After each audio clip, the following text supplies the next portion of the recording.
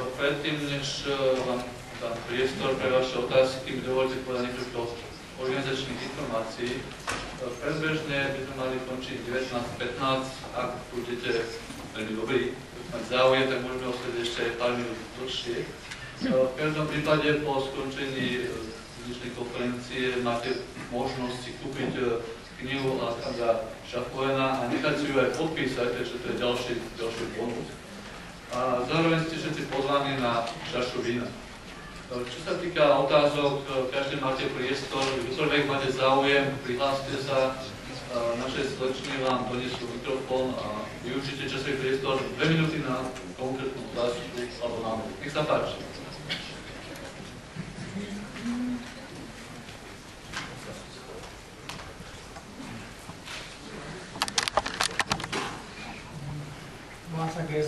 Chcel by som sa spýtať pána Chafuena, ako by mohli spolupracovať krajiny v boji proti korupcii.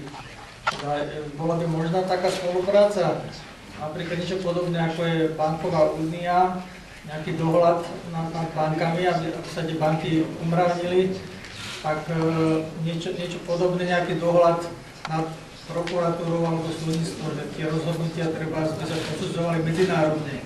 Takých väčších chaos, samozrejme nemyslím detničky, alebo ďakujem.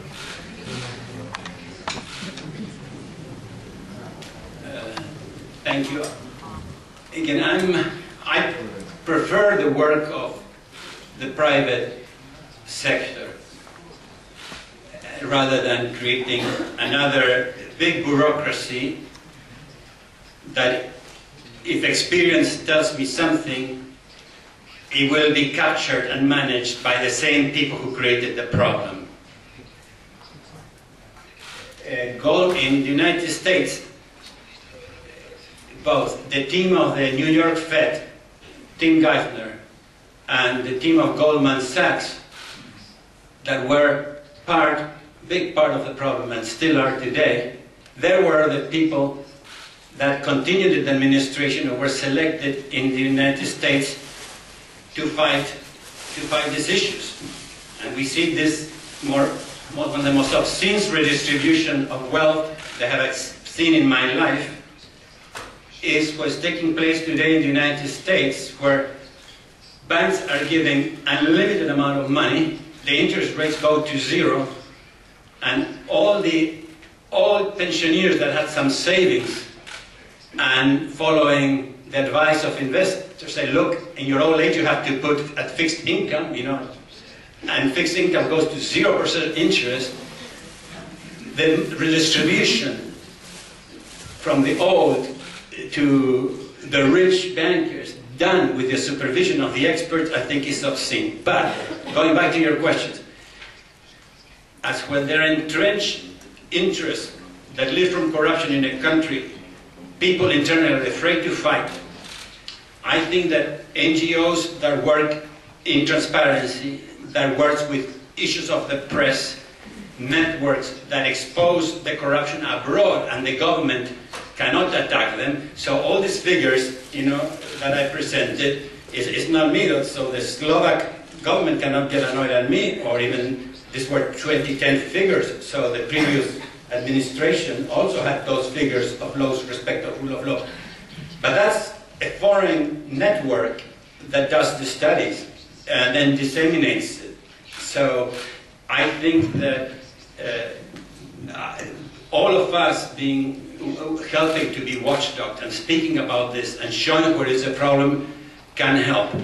I think that there has to be an effort by the industry of self-regulation and behaving better, because if they don't do it, government will create some of the structures and we will see more centralization, more government intervention, and like what people would want, it will lead to more corruption, not less corruption.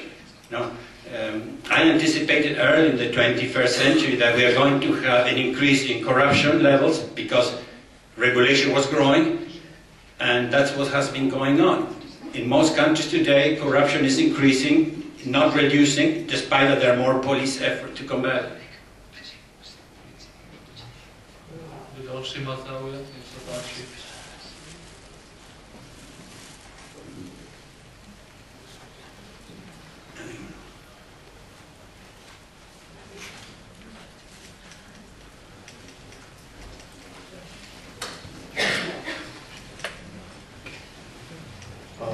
you gave us a lot of examples of corruption, but how would you fight it? How would you fight? What are the best measures against corruption?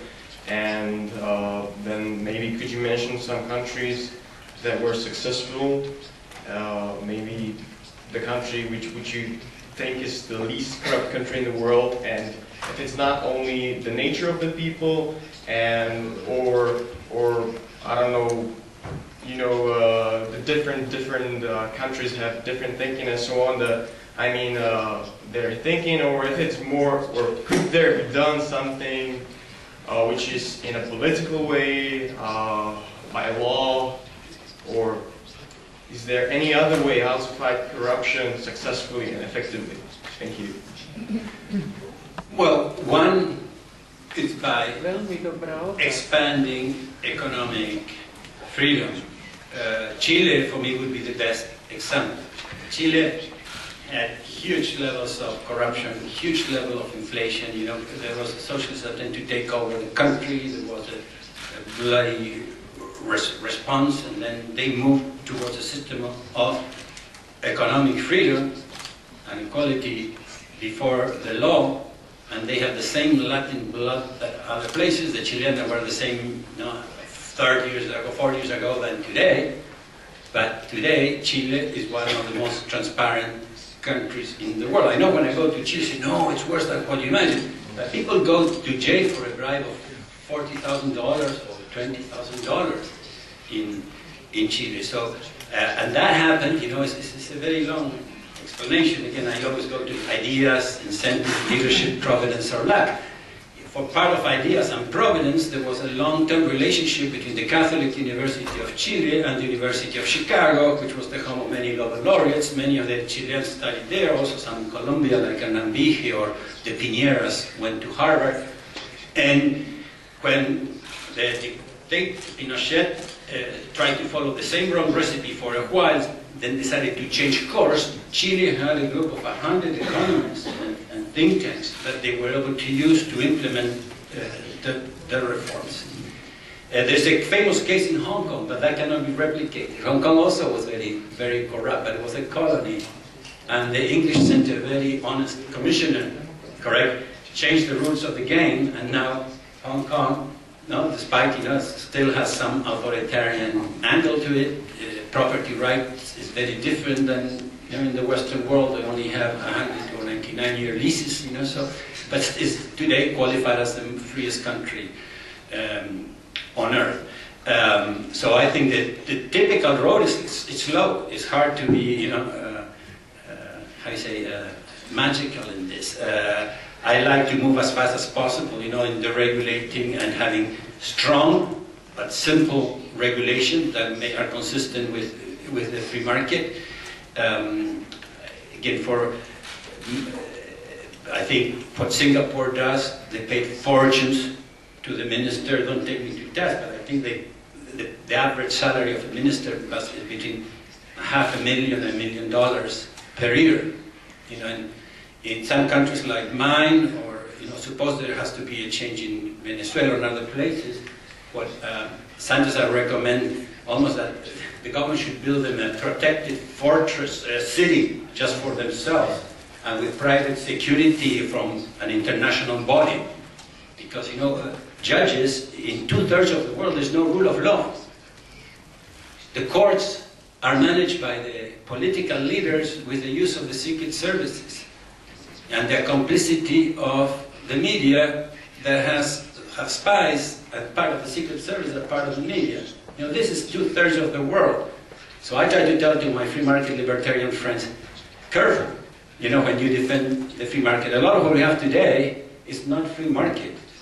It's trade between, Gazprom, and PDVSA, energy company in Russia, and PDVSA, the oil company of Chavez. They have billions hidden for political manipulation, bribes, and those things. I know, especially more the Venezuelan case than the Russian, but my Central European friends are not so fond of Gazprom. Sorry if one of you works for them.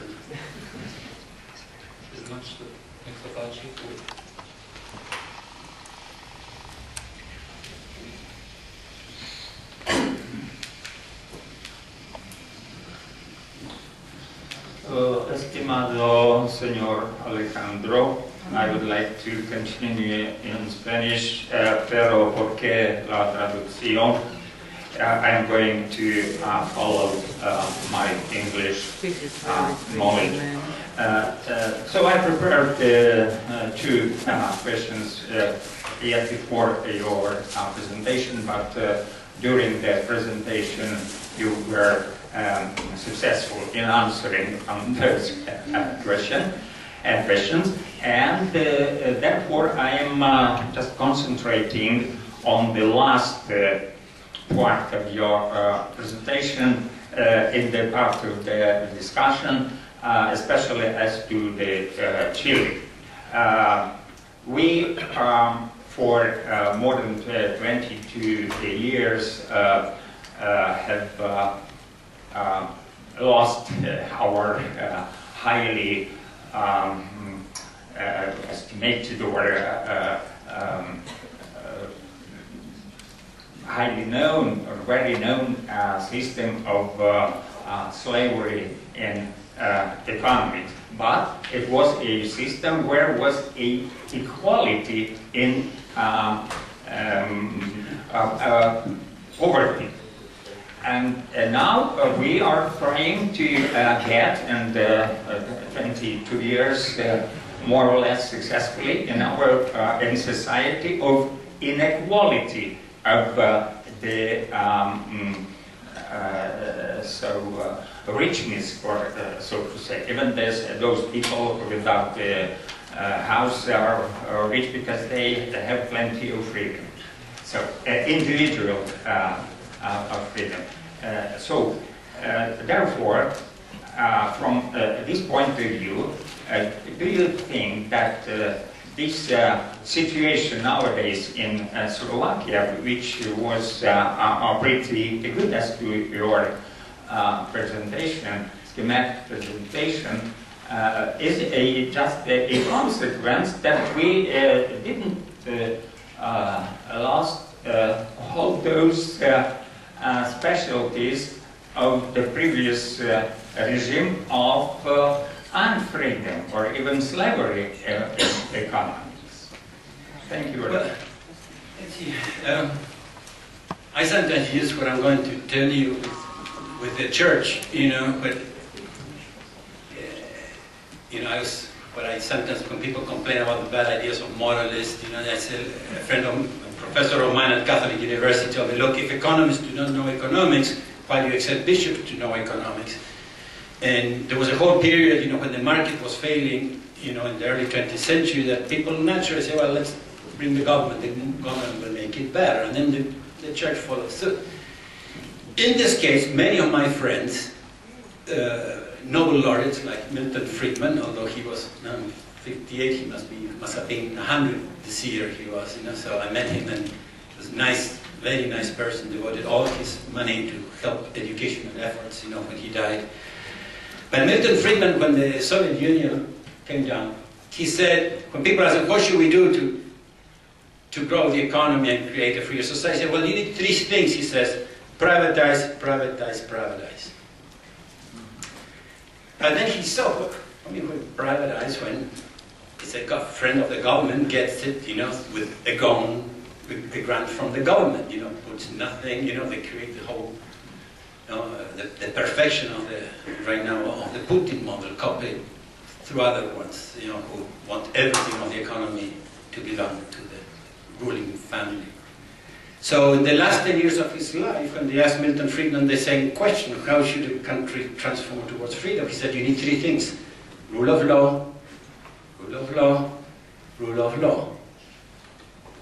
But then again, economists, even Nobel laureates like Douglas North and the whole group of economists who focus on institutions, they say for institutions to build, to work, you need honesty, you need trust, you need integrity in the society.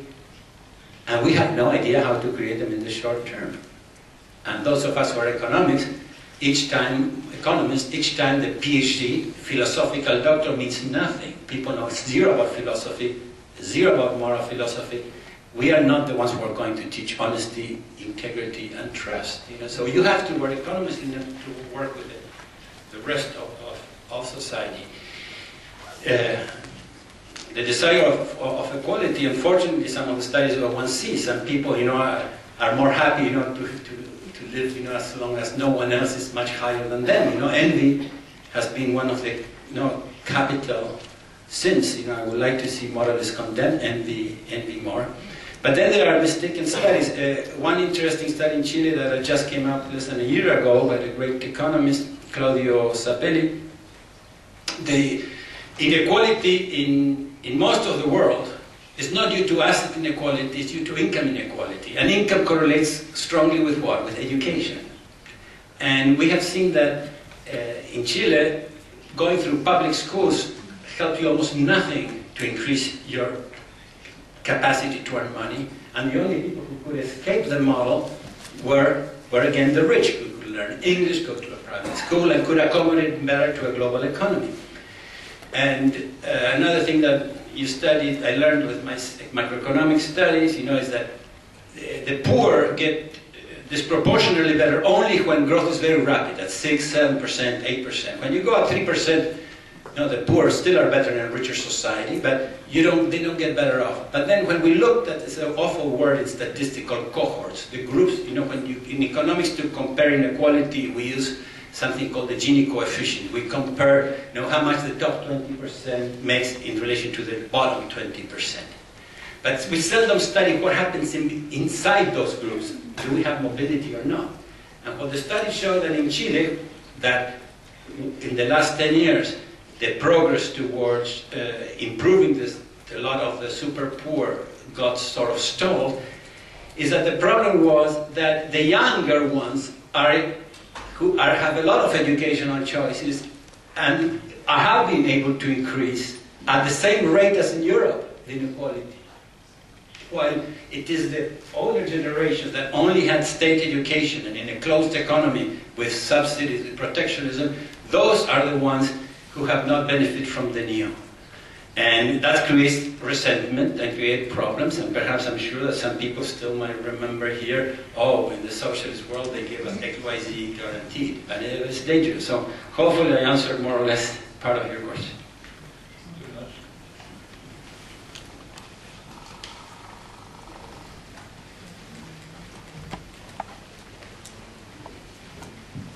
I will also ask in English, if I may. For my employer right now, I'm helping to conduct a research which focuses on comparison of corruption and of oligarchy in many of the European countries. And one of the questions we're looking into is whether the corruption is specific to certain areas of economy. For example, the real estate market or the natural resources like oil and gas. And I wanted to ask, whether you believe that there are industries such as these or many others perhaps, which are naturally inclined to have the corruption within them because of the lack of market opportunities and lack of differentiation of different companies getting into the market. And related to that, when you were mentioning the issue of taxpayers' corruption, judging by the countries of origin of the countries, I wanted to ask how relevant you see this with respect to these markets where it is hard not to corrupt, because when you don't do corruption, someone else will take your place. So there's a natural demand for corrupting behavior on the side of providers such as perhaps Siemens or other companies, and whether you see it as a more of a factor than the corruption of the taxpayers as a general index. Thank you very much. Wow. I skipped over my presentation of all the things that I have not studied and deserve study, correct? And hopefully we are going to see, and I know there are some studies, focusing on what you just mentioned. Whenever there is some secret, like in the defense procurement, correct? Whenever there is some arbitrariness, and whenever there is huge numbers, where only there is a very closed sector and market, where even the whole market of derivatives in the financial world, so many of the trustees, the members of the board of the banks know nothing about that.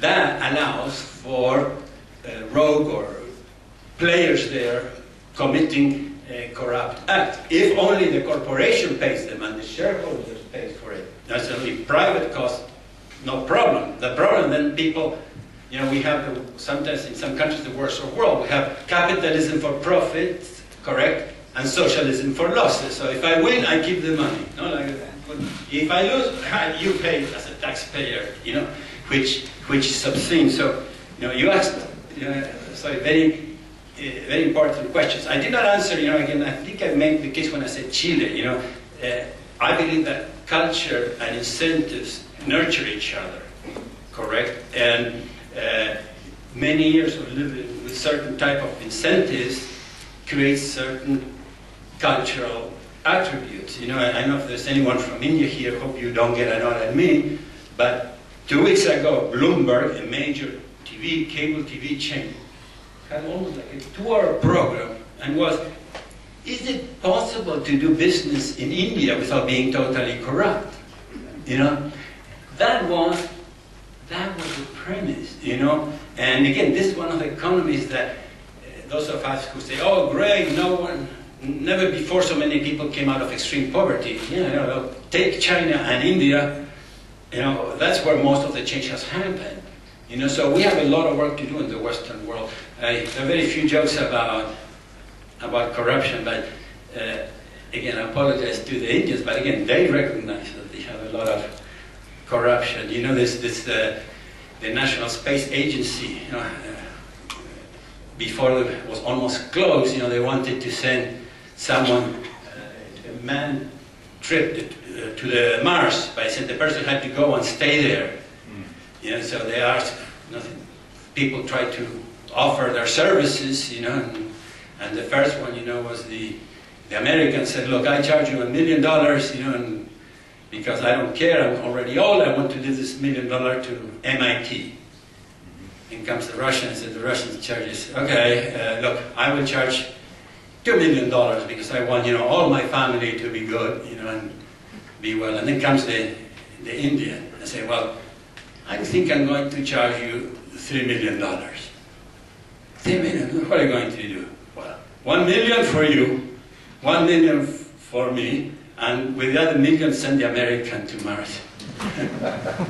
Yeah. And again, people have, it's unbelievable, you know, how the elaboration that people go, you know, and to get favors, unjust favors from government, you know, and what belongs to the government is part of the common good, and violations of the common good are violations of the principle of distributive justice, you know, that comes from Aristotle's term. It's not taking from the rich and giving to the poor. Distributive justice are those principles of justice that have to deal with the provision and distribution of common goods.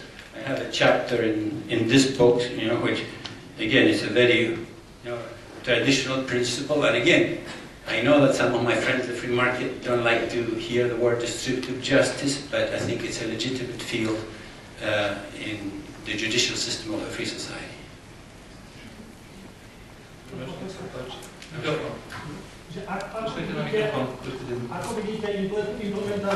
Počkajte na mikrofón.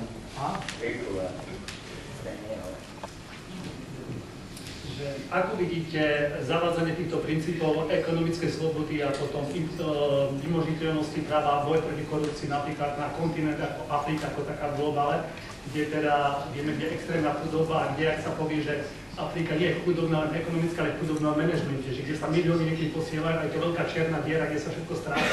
Ako vidíte vyriešenie tohto problému? Lebo tu hovoríme skôr o krajinách, ktoré sú rozvinuté, ale kde rozvojová a extrémna chudoba. Ako to vidíte? Máme africký kontinent. Mňa zaujíma.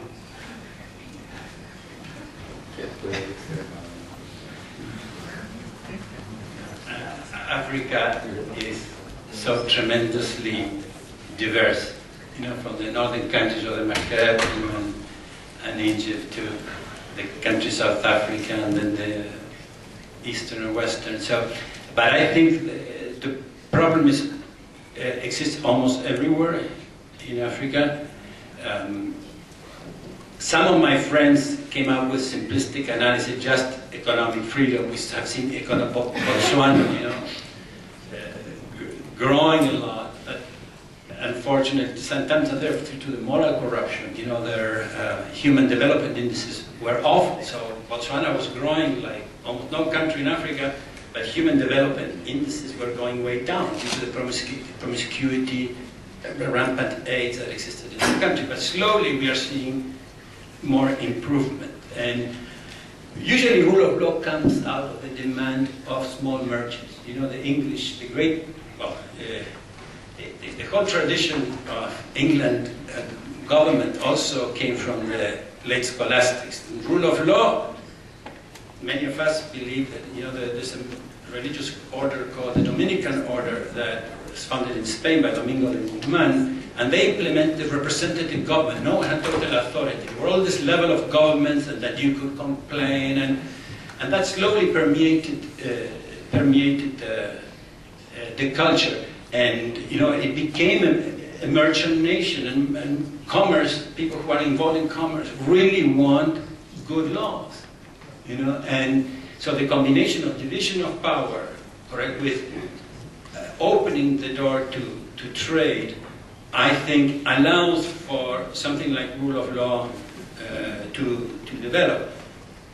What has been going on is that people coming out of these dictatorships, one of the typical massacres, you know, and genocide, like President Kagame in Rwanda, that people say, well, they're copying the Pinochet model, correct? And I have my British friends and libertarian people who rent their garments because they don't let this, you know, guy freedom of speech, you know, because he wants to oppose everything, and there is some political persecution. You can Google this and you will find some of these big debates.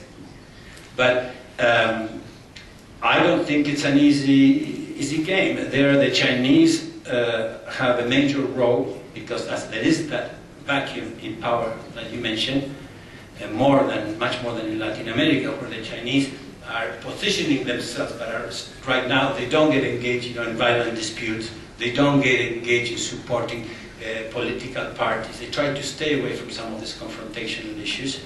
In Africa, you know, they almost rule. If there is a dispute, you know, in a company, Chinese company, is not settled in Africa. They go to Beijing. So, and again, I think also we have to, how you say, people are sort of infatuated, I don't know what is your word for the translation, with Rousseauian democracy.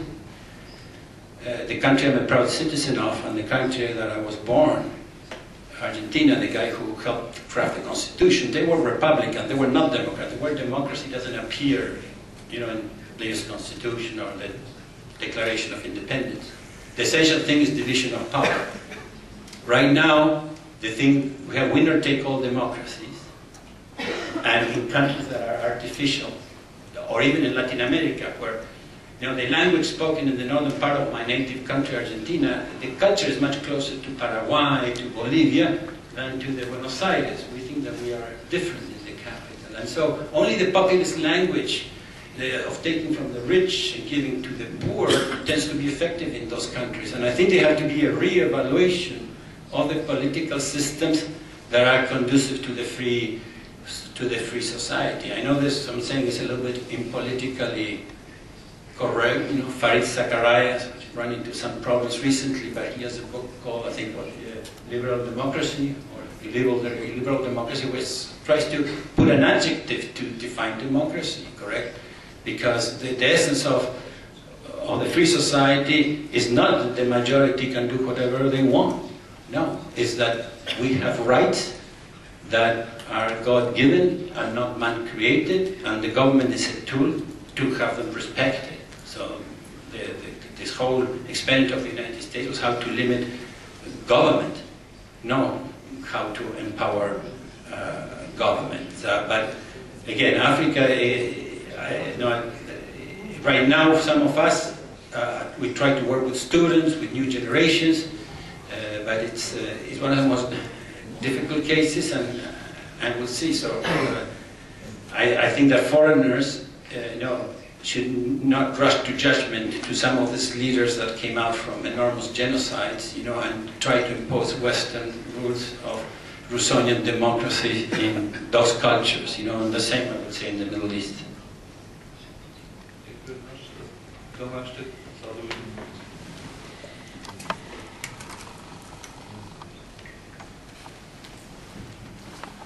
Ondrej Dostal, Konzervatívny inštitút. Ja by som sa chcel spýtať, ako vnímate iné faktory, ktoré môžu ovplyvňovať úroveň korupcie, respektíve či ich tam vidíte. Tá korelácia medzi ekonomickou slobodou, respektíve rozsahom verejného sektora a korupciou je nepochybná, je štatisticky preukázaná, je nakoniec aj logická. Ale sú tam aj iné faktory, alebo tak kladiem tú otázku, že či tam vidíte aj iné faktory, viackrát ste sa to vyjadrili ku kultúre, ale tradícia, morálka spoločnosti, verejná mienka, pravidlá zaručujúce transparentnosť v činnosti verejných orgánov, nastavenie politických elít, nastavenie verejnej mienky, trestná legislatíva a podobne. Tieto faktory zohrávajú alebo nezohrávajú podľa vás úlohu v tom, aká je konkrétna korupcia v krajine, respektíve sú iba odvodené od toho základného faktoru, ktorým je ekonomická sloboda, sú im formované, alebo sú aj autonómne. Na toto by som sa chcel spýtať, že ako to vidíte.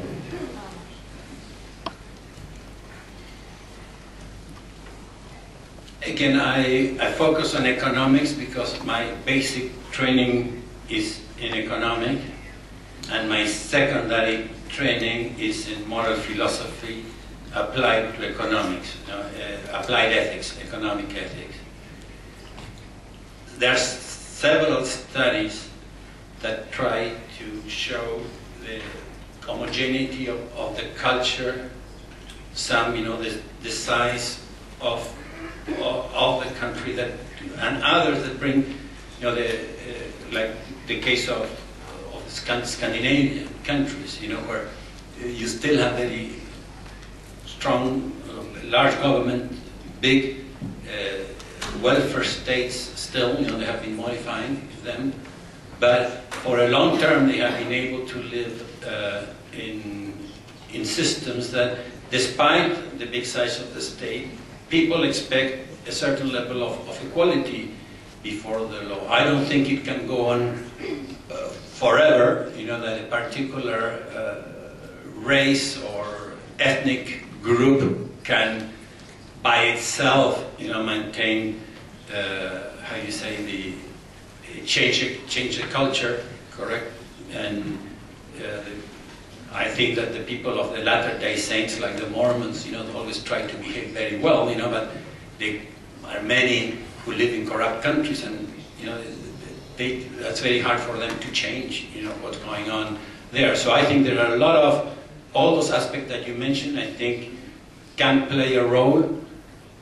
As an economist, I focus on what I know the most, and I know that even in countries like Sweden or Germany, that had a very big regulatory state, an interventionist state, they have been modifying the laws in the last 2 decades, from vouchers in education in Sweden to liberalizing labor laws in Germany, and slowly the productivity of the German workers and of those economies have again bounced back. But again, I stick to my knowledge about economics, but there are some other authors that are studying those cases. But again, I don't think it's in the blood of people to be corrupt, correct? I think that almost any person in the long term, subject to good incentives, will react accordingly. You put a Mexican or a Latin American in the United States, and immediately he starts obeying the traffic laws, correct?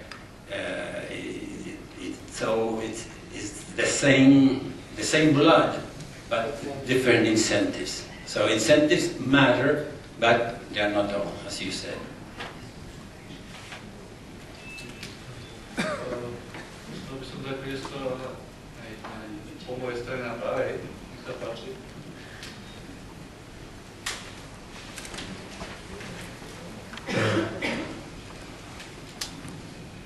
Question in English? would like to follow up on the previous question, which was about Slovakia and the measures which can be taken. You mentioned rule of law as one of them, and I wonder in states such as, for example, Slovakia, where we have politicians who should create this rule of law in the system, and they are corrupted themselves, how citizens like us, for example, could influence the system and help not being politicians ourselves. Thank you. Well, I think there are going to be two types of people, two types of better, you know. One is the Lone Ranger, you know, the guy who is me against the world. I'm going to win this battle, I'm going to risk my life, I'm going to denounce everyone. And, you know, sometimes that kind of leadership works. Correct? I think one human being can change the world. You know, if any of you would not be here, I think the world would be different. So don't tell me. You know, in my religion, you know, we have a group of 12 people, very diverse background, for the guy who was saying supposed to be crazy things, you know, and we're still here after 2012 years, you know. And in communism, you know, again, a small group of people created a system that led to the killing of hundreds of millions of people, you know.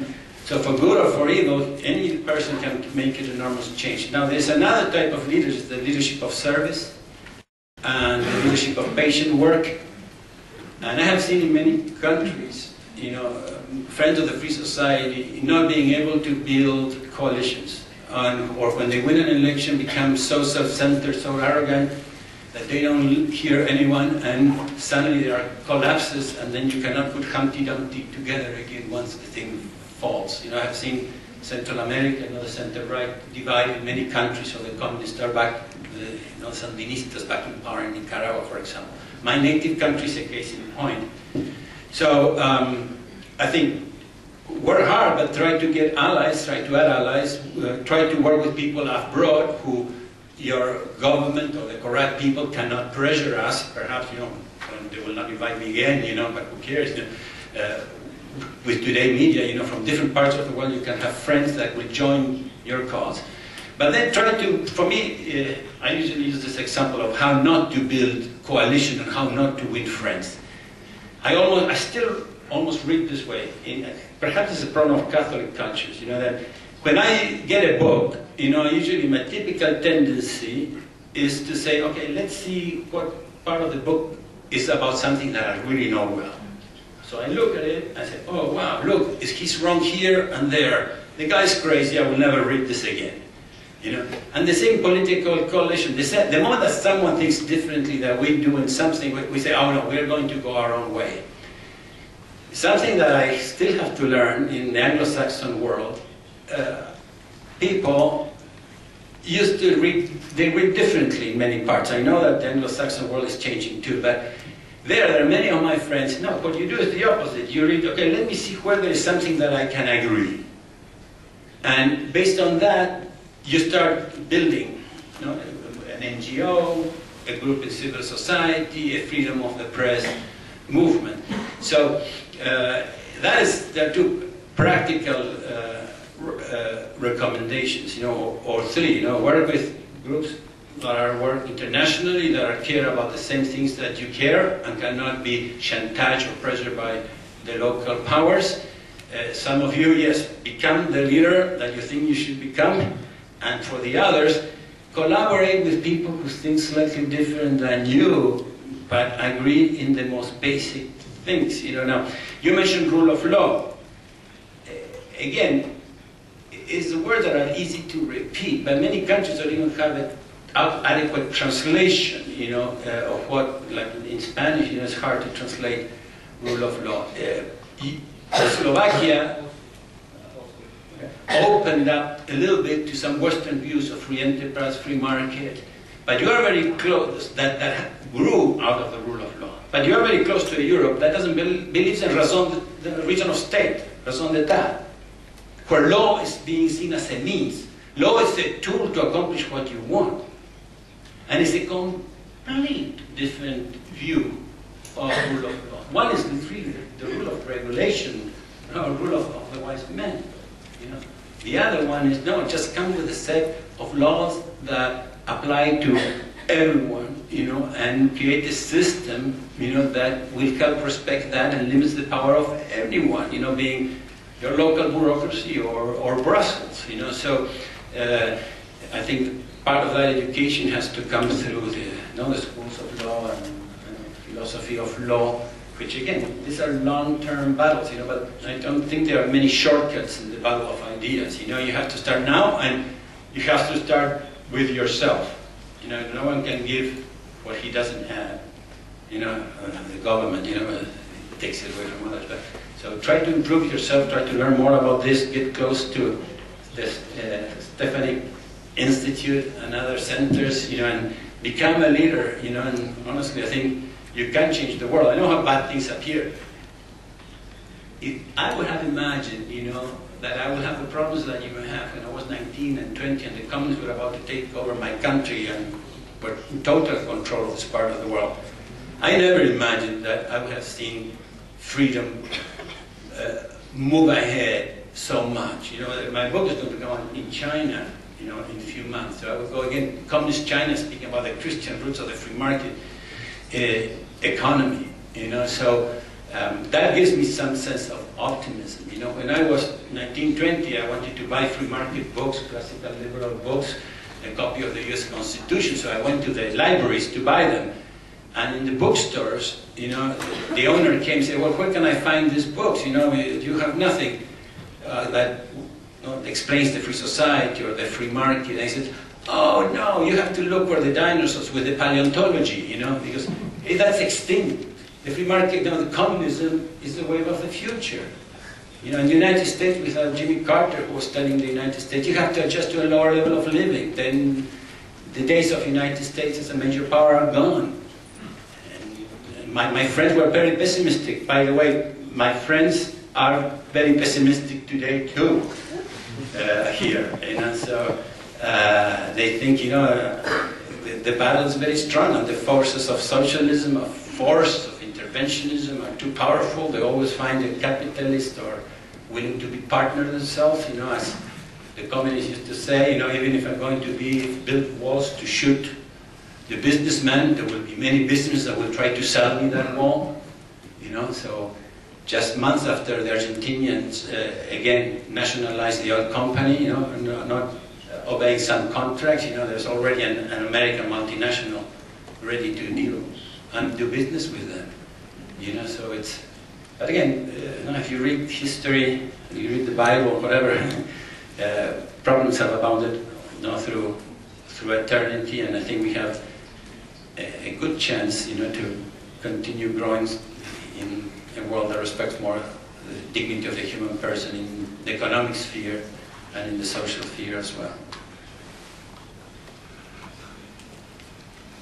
It's a very good conclusion, our lecture.